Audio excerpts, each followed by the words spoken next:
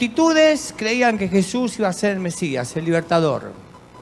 Y todos llegaron a Jerusalén teniendo ganas de ver a un Mesías que iba a rebelarse contra Roma. Y por eso cuando la gente llegaba, gritaban, Hosana, Hosana, el que viene en el nombre del Señor. Los religiosos judíos no querían saber nada con esto. Intentaban buscarlo, cómo arrestarlo, pero siempre estaba rodeado de gente. Y ellos ya sabían que habían perdido la batalla. Pero en un momento dado alguien del frente interno se rebela, alguien del frente interno se da cuenta de que Jesús no venía a ser un revolucionario político, que no venía a destruir el poder romano, se cansa y este hombre Judas y les dice, yo sé cómo entregarlo en un lugar oculto donde nadie lo va a ver y van a poder estar lejos de las multitudes. Y Jesús cuando estuvo aquí al final en la última cena, insinuó que estaba allí para establecer algo nuevo. Un nuevo pacto, un nuevo acuerdo entre Dios y la humanidad. Y que no tenía muchas condiciones. Y el mandamiento era uno solo. Y el mandamiento era, como yo los he amado, también ustedes deben amarse unos a otros. Y Jesús vino a formar un nuevo movimiento que es la iglesia. Nosotros y todas las iglesias que están dando vuelta por el mundo. Iglesias cuya marca tiene que ser el amor. Y la noche que estuvo Jesús con sus discípulos, en el momento que participaban de la cena, les dice, bueno, ahora, esta cena hasta ahora representó la liberación del pueblo de Israel de Egipto, pero desde ahora en más van a recordar mi cuerpo, que va a ser entregado por ustedes. Y el vino va a representar mi sangre derramada por ustedes. Y los seguidores de Jesús no entendían nada, porque Jesús estaba vivo, no tenía ningún problema, no había sangre, su cuerpo estaba entero. Entonces no entendía de qué hablaban. Pero Jesús en un momento dado les dice a los discípulos, vamos. Y los lleva a un jardín interno de la ciudad de Jerusalén, que era el jardín de Getsemaní, un lugar donde se juntaban normalmente, pero en ese momento dijeron que no nos vea nadie. Fueron de noche y allí está en ese momento y les dice a sus amigos, oren por mí porque estoy angustiado, por favor oren por mí. Y él se va a hablar con su padre y ora con Dios y descarga su amargura y su dolor, porque él sabía lo que venía, él sabía lo que enfrentaba. Cuando vuelve a sus amigos están durmiendo por todo lo que habían pasado y él le dice, por favor, oren por mí, vuelve a estar con su padre. Padre, tú y yo sabemos lo que va a pasar y si tuviera otra opción, elegiría otra opción, elegiría otra ruta, pero como siempre, que se haga tu voluntad y no la mía. Y en medio de la cena se había ido Judas. Y los discípulos decían, ¿dónde está Judas? Y de repente aparece Judas, pero no aparece solo.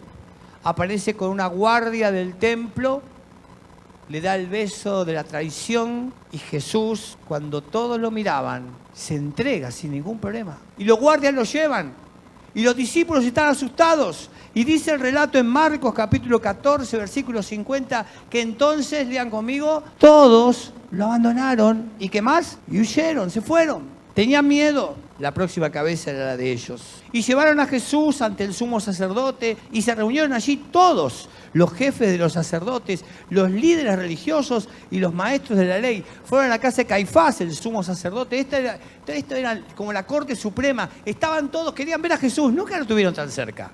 Querían tocarlo, hablarle. Era un personaje que todo el mundo conocía, todo el mundo quería estar cerca y ahora lo tenían. Y para colmo, como ahora ellos eran más que los que los acompañaban, era el momento de ser bravucones y estar cerca de él. Y dice que los jefes de los sacerdotes y el consejo en pleno buscaban alguna prueba contra Jesús para poder condenarlo a muerte, pero no lo encontraban.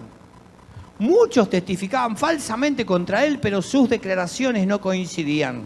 Finalmente, el sumo sacerdote Caifás, el más poderoso en la sala, comienza a enojarse y a perder los estribos y le dice, ¿no vas a responder?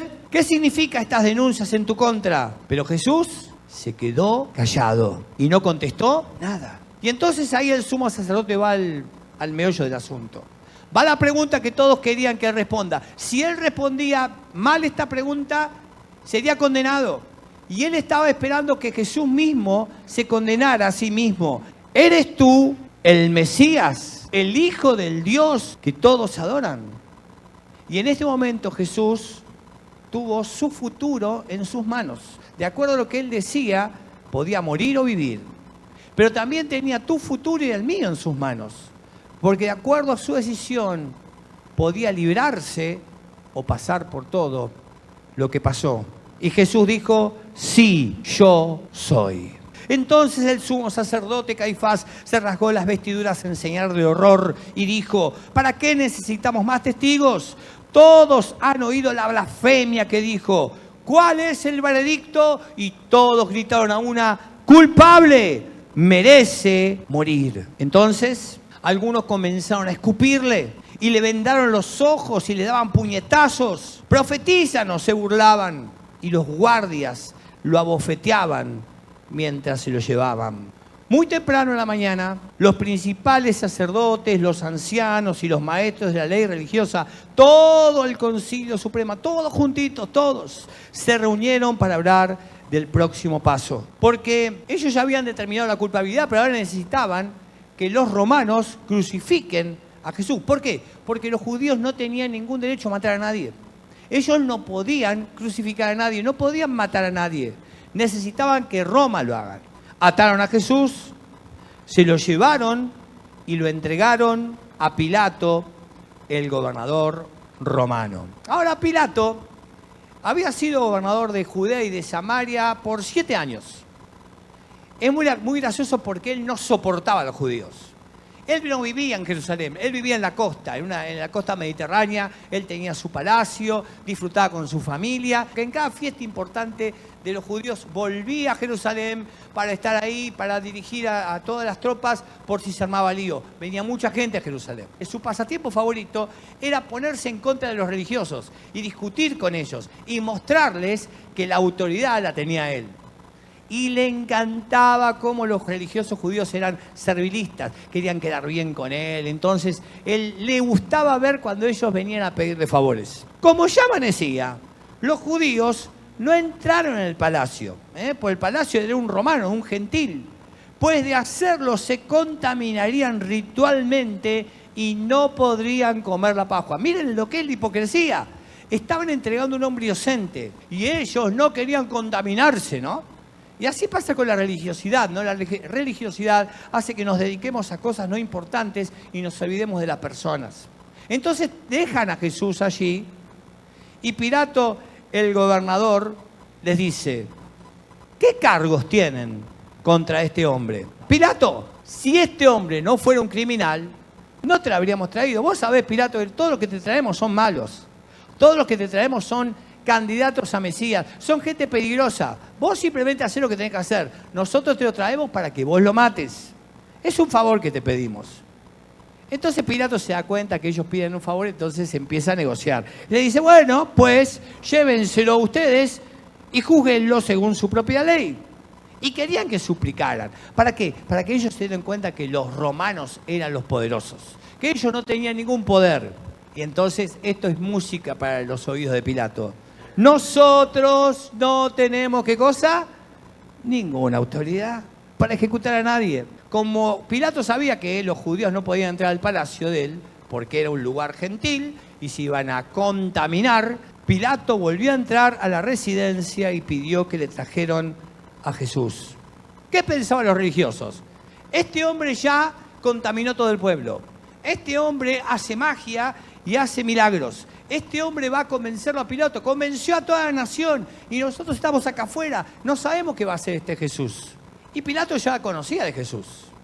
Ya habían hablado de un tipo que era medio peligroso, de un tipo que venía a ser, se decía, el rey de los judíos, que decía que era el Mesías. Entonces él quería saber cara a cara quién era este hombre y empieza a interrogarlo. Y le dice, ¿eres tú el rey de los judíos? Lo preguntas tú por tu cuenta propia, otros te hablaron de mí. Y esto lo pone nervioso a Pilato. Nadie le habla a Pilato así. Nadie viene a casi a ser irónico con Pilato. Todos van con miedo a Pilato. Todos están ante el gobernador romano, ante el poder. Y entonces Pilato nervioso dice, ¿acaso yo soy judío? Tu propio pueblo y tus principales sacerdotes te trajeron a mí para que te juzgue. ¿Por qué? ¿Qué has hecho? ¿Por qué vinieron a la mañana temprano a molestarme? Y Jesús le dice algo que tranquiliza a Pilato. mi reino no es un reino terrenal. Si fuera terrenal, mis seguidores lucharían para impedir que yo sea entregado a los líderes judíos, pero mi reino no es de este mundo. Pilato, mi reino no es como Roma. Pilato, mi reino no es como los reinos que conoces. Mi reino es distinto. Mi reino no tiene nada que ver con el estilo de poder que vos conocés. Cuando Pilato escucha esto, se tranquiliza. Entonces sale y le dice a la gente, no encuentro en este hombre razón para condenarlo. Y acá comienza el dilema de Pilato. Pilato se da cuenta que Jesús, ¿cómo es? Inocente. Pero los judíos no iban a parar. Con sus enseñanzas está alborotando a todo el pueblo. Comenzó en Galilea y ahora sigue haciéndolo aquí, en Judea.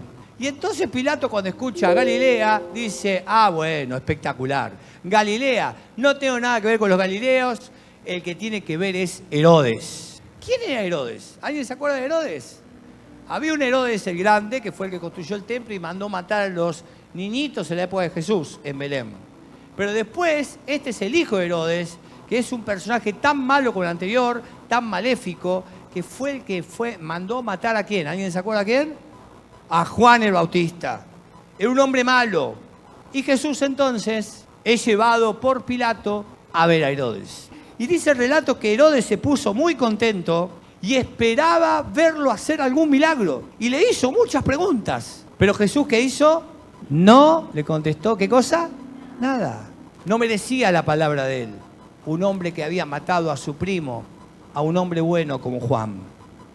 Y Herodes está harto de no ver nada, de no escuchar nada. Y entonces lo manda de nuevo a Pilato. Y entonces Pilato vuelve a tener a Jesús y se presenta con los judíos y les dice, me han presentado a este hombre como uno que incita al pueblo a la rebelión. Pero habiendo interrogado yo delante de ustedes, no he hallado ningún delito de este hombre, de las acusaciones que hacen contra él. ¿Qué dice Pilato? ¿Ustedes ven alguna revolución? ¿Ustedes ven gente que viene a defenderlo? ¿Ustedes ven a sus seguidores que están por acá? No hay nadie.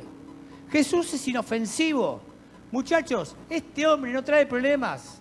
Lo que ustedes están diciendo no es real. Herodes tampoco lo encontró culpable y por eso nos lo devolvió. Este hombre no ha hecho nada que merezca la muerte. Pilato estaba convencido de que Jesús no merecía morir. Y solo para tranquilizarlos, y solo para que se vayan a sus casas, y solo para que se dediquen a lo suyo, y solo para que después de todo esto yo me vuelva a mi mansión mediterránea. Por lo tanto, ordenaré que lo azoten y después lo dejaré libre. Se volvieron locos los religiosos. Para los lectores del primer siglo, la palabra azotar era algo que todo el mundo conocía. Nosotros no sabemos qué es azotar. Azotar en aquel tiempo eran 2 soldados romanos, cada uno con un látigo de 9 colas, con trozos de hueso y mental insertado en el cuero. Se pararían detrás del hombre, el hombre estaría con las manos atadas lo más alto posible, y mientras los azotaban, los pedazos de metal y los pedazos de hueso se metían en la piel del que estaba siendo azotado y lo arrancaba de una. Y mientras arrancaba la piel y sangraba, y en algunos casos volaban pedazos de carne al mismo hombre que lo estaba azotando. O sea que el que azotaba terminaba tan sangrado como el que era azotado. Las personas hasta morían simplemente por el azote, porque se infectaban, porque se degradaban de a poquito. Lo que viene ahora, uno tiende a romantizarlo, ¿no? Vemos tantas obras de teatro, pinturas, la crucifixión y todo esto, parecía que fuera muy romántico, porque claro, lo hacemos para los niños. Pero cuando como adultos perdemos lo que pasó, perdemos el sufrimiento, perdemos el dolor, no nos damos cuenta de lo que Jesús pasó por cada uno de nosotros. Que los soldados trenzaron una corona de espinas. Y esa corona de espinas se metía en el cuero cabelludo y provocaba la sangre y un dolor tremendo en su cabeza. Y le pusieron una capa de color rojo oscuro. Y luego los soldados se acercaron a él diciendo: ¡Viva el rey de los judíos! Y le pegaban en la cara. Su cuerpo y su rostro ya estaba desfigurado porque los guardias del templo le habían pegado antes. Ahora este hombre estaba totalmente destruido, aniquilado, a punto de morir.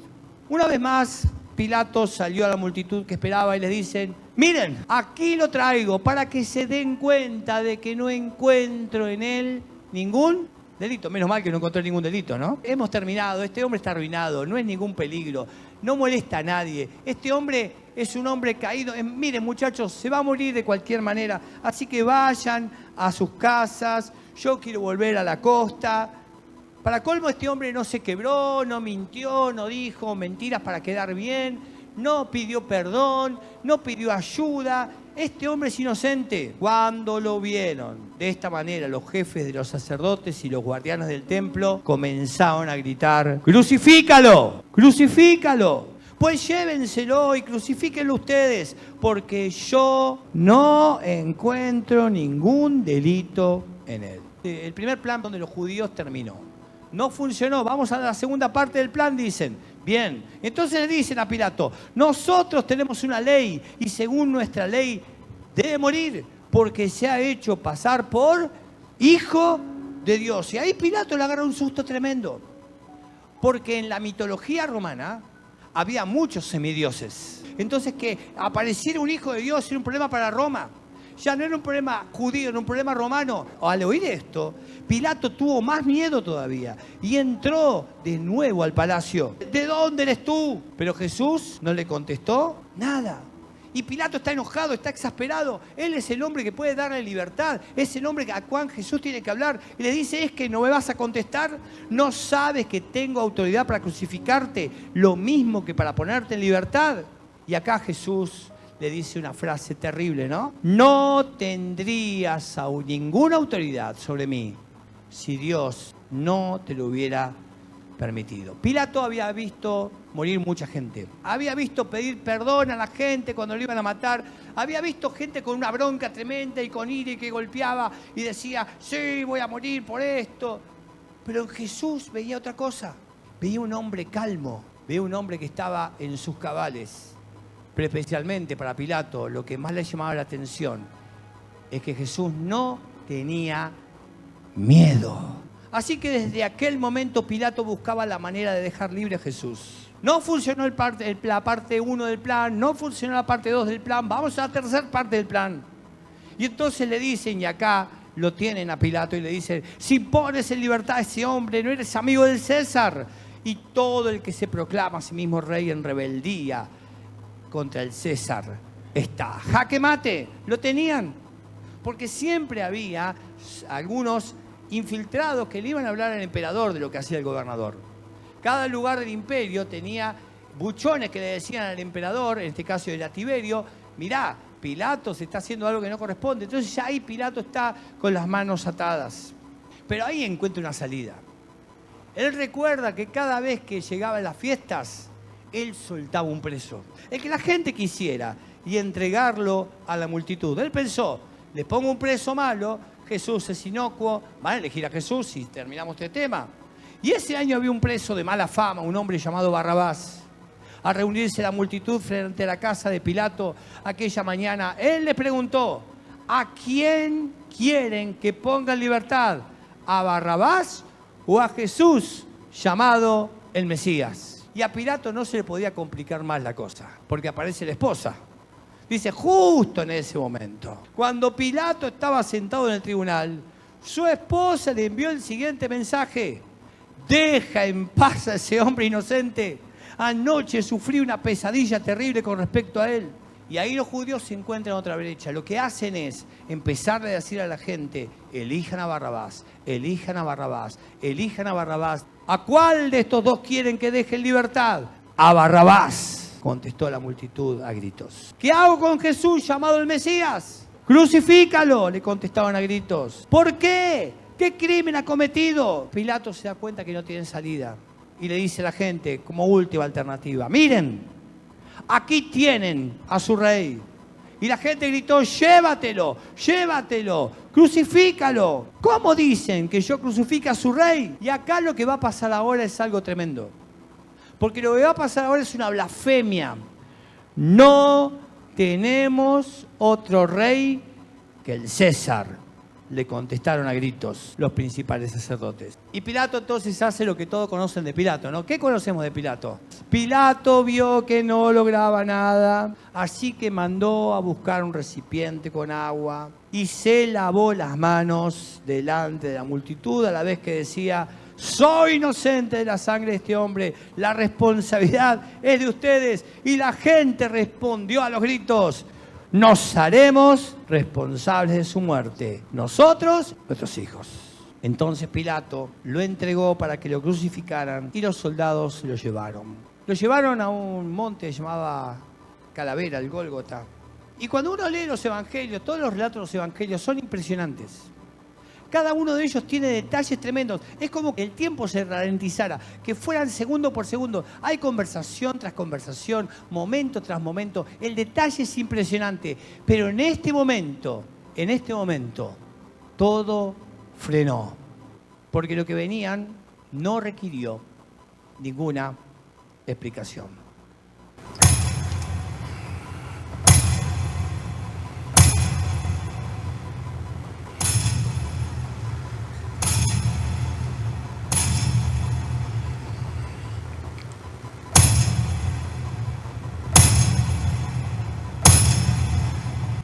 Entonces, lo crucificaron. La crucifixión fue inventada por los griegos y perfeccionada por los romanos. Un hombre podría tardar días en morir. La idea que era que sufra, era que todo el mundo viera a este criminal y que aprendiera de lo que le pasaba a los criminales. Era para que todo el mundo pasara, especialmente para aquellos que eran revolucionarios, pasaba y dijeran: no nos vamos a rebelar nunca, porque mire lo que les pasa a los rebeldes, terminan crucificados. Y era tremendo porque iban de a poquito muriendo, y se desangraban de a poquito, y sufrían dolores tremendos y gritaban. No era nada glamoroso, no era una pintura romántica. ¿Y sabe una cosa?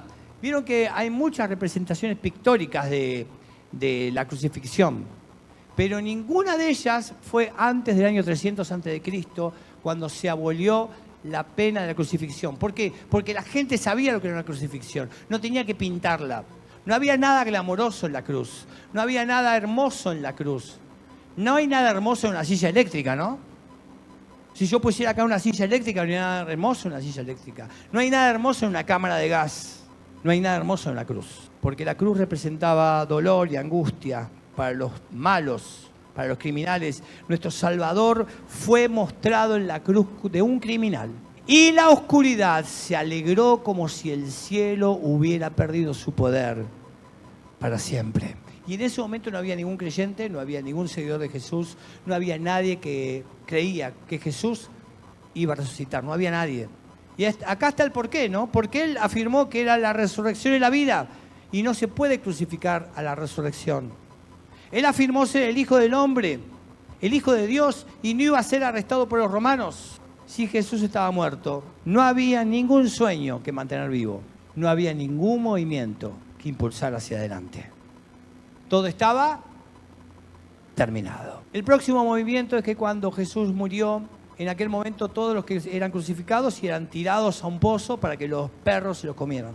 Pero hubo dos hombres que fueron a buscarlo. José de Arimatea, que era parte del Sanedrín, que estuvo en medio de todo esto, que era un seguidor de Jesús oculto, junto con Nicodemo, ¿se acuerdan de Nicodemo? Fueron a pedir el cuerpo de Jesús, llevó consigo unos 33 kilos de ungüento perfumado, una mezcla de mirra y aloe, y de acuerdo con las costumbres de los entierros judíos, envolvieron el cuerpo untado con las especias en largos lienzos de lino. Para que entiendan, estaba el cuerpo, agarraban tiras de lino, lo embebían en las especias y lo embalsamaban al cuerpo. O sea que estaba totalmente atado como una momia. Significaba que una persona no podía estar viva ni nada por el estilo, y se vivía, la asfixiaban. ¿Por qué embalsamaban el cuerpo? porque nadie pensaba que Jesús iba a resucitar. Pilato ya estaba tranquilo, ya esperaba irse a la costa mediterránea, pero la mañana siguiente, el sábado, el Sabbat, en el día que no se puede hacer nada, los líderes judíos tocan su puerta. Dice el relato que al día siguiente, que era el día de descanso, no les importó violar el día de descanso. Los principales sacerdotes y los fariseos fueron a ver a Pilato. ¿Qué pasa? Otra vez, muchachos, ya lo maté, ¿qué más quieren? Señor, recordamos lo que dijo una vez ese mentiroso cuando todavía estaba con vida. Luego de 3 días resucitaré de los muertos. Queríamos que ordenaras que poner guardias ante la tumba hasta el 3er día, para evitar que sus discípulos vayan, se roben el cuerpo y luego se pongan a decir, resucitó, resucitó. Porque si eso pasa, vamos a estar peor que antes. Pilato les dijo para sacárselos de encima, ahí tienen ustedes, soldados de guardia, vayan, aseguren el sepulcro lo mejor que puedan. Fueron, pues, y aseguraron el sepulcro, poniendo un sello sobre la piedra que lo tapaba y dejaron a los soldados allí. Esa noche, el sumo sacerdote Caifás durmió tranquilo, porque le había ganado de nuevo a los romanos y porque se sacó de encima a este molesto Jesús. El gobernador Pilato durmió tranquilo porque después de la Pascua se iba de nuevo al Mediterráneo a bañarse con su familia y a olvidarse de todos estos problemas judíos que lo tenían cansado. Y el emperador Tiberio, que era el emperador romano de aquel tiempo, no tenía la menor idea de lo que pasaba y también dormía tranquilo. Todo estaba como había sido siempre. Porque todo lo que el mundo esperaba que Jesús hiciera después de morir es lo que los muertos suelen hacer. ¿Qué hacen? Seguir muertos. Ahora, y escuchen bien esto. Ellos no sabían que sus nombres iban a ser recordados por toda la historia. Que sus nombres iban a ser nombrados en culturas como la nuestra, ¿no? Que ni conocían. En diferentes idiomas. Más de 2000 años hablamos de Caifás, de Pilato y del emperador Tiberio. Pero lo interesante es que ellos no se convirtieron en parte de la historia por ellos mismos, sino que fueron una nota al pie de la historia de un rabino de Galilea. Porque lo que ellos pretendían que era un fin, en realidad solo fue el comienzo. Y el comienzo de algo completamente nuevo. El comienzo de algo completamente nuevo para el mundo, pero especialmente el comienzo de algo completamente nuevo para vos y para mí. Y por eso puede ser que la oscuridad hoy te rodee. Y por eso puede haber situaciones en las cuales parece que no hay salida, que la oscuridad gana, que las tinieblas vencen, que no tenés esperanza, que no ves futuro. Pero en medio de todo eso, Dios te quiere recordar que Él es el dueño de la historia y el dueño de tu historia. Y que en medio de lo que hoy ves oscuro y en medio de relatos tétricos como este, vos puedes ver la luz, porque el final no lo escribe tu problema, no lo escribe tu enfermedad, no lo escribe tu dolor, no lo escribe tu angustia, no lo escribe lo que te está pasando, no lo escribe lo que le pasa a tus hijos, no lo escribe tu economía, no lo escribe nadie más que Dios. Y Dios te ama. Y Dios tiene futuro, porque Él es la luz del mundo. Él es la esperanza en medio de la oscuridad. Te invito a cerrar tus ojos y vamos a hablar con Dios. Y también puede ser que estés en esta mañana y te hayas alejado de Dios, de este Jesús que murió por vos sufriendo todo esto. Y el sufrimiento de Jesús fue mayor que todo este sufrimiento físico. Él llevó tu pecado y el mío. Un hombre inocente llevó mi pecado y lo peor que yo hice, lo peor que vos hiciste. Y lo llevó en la cruz por vos y por mí. Por eso esta mañana es una mañana para volver a Dios. Para decir, Dios, no entiendo mucho, te necesito, quiero volver. Quiero volver a seguirte, quiero volver a caminar cerca tuyo. Y si en esta mañana tenés alguna angustia para poner en tu mente, si tu corazón está derrotado, si te sentís solo, sola, si sentís que no hay esperanza, si sentís que las cosas están cada vez peor, en esta mañana yo te invito a que vuelvas a confiar en este Dios poderoso. En este Dios poderoso que levantó a Cristo de los muertos. Y por eso el domingo vamos a celebrar la resurrección de Jesús. Pero hoy estamos como estos hombres a veces en un viernes oscuro, en un viernes de dolor, en un viernes de angustia, en un viernes que parece que no hay esperanza. Pero recuerden que Jesús tiene el final de la historia. Y lo que parecía un final y lo que a vos te parece un final en tu vida, solamente es un nuevo comienzo. Gracias, Jesús. En tu nombre, amén y amén. Dios te bendiga mucho. Da un fuerte aplauso al Señor, aquel que está vivo.